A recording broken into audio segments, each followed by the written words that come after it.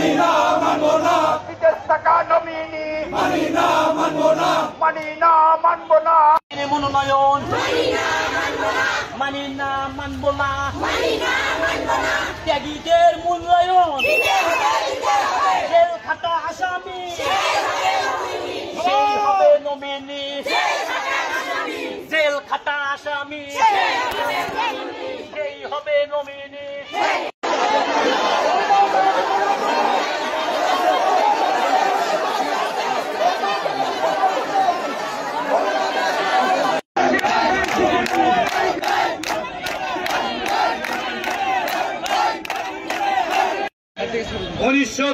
সালে যখন এই আওয়ামী লীগ হানাদার সরকার নির্বাচন ঘোষণা করেছিল, সারা বাংলাদেশের মধ্যে একমাত্র গোবিন্দগঞ্জে 104টি ভোট সেন্টারের মধ্যে ফারুক কবির আহমেদের নেতৃত্বে 72টি কেন্দ্র পুড়িয়ে দেওয়া হয়েছিল। বন্ধুগণ, আমরা ভোট বর্জন করেছিলাম।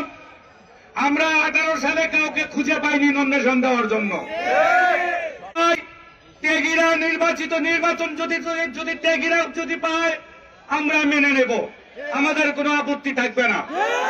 আমাদের ফারুক আহমেদ সাহেব আছেন, যদি পান থানা বিএনপির আহ্বায়ক আমরা মেনে নেব। আমিনুল সাহেব যদি পায় আমরা মেনে নেব। টিপু সাহেব যদি পায় আমরা মেনে নেব। ফারুক কবির আহমেদ যদি পায় আমরা মেনে নেব, কিন্তু কোন সংস্কারপন্থীকে আমরা মেনে নেব না। সাথী বন্ধুগণ, আমি দলীয় হাইকমান্ডের দৃষ্টি আকর্ষণ করছি। তারেক রহমান আজকে জানারকে মনোনয়ন দিয়েছে। আমরা বলতে চাই, গোবিন্দগঞ্জ সহ সারা বাংলাদেশে কোন সংস্কার পন্থীকে আমরা এমপি হিসেবে দেখতে চাই।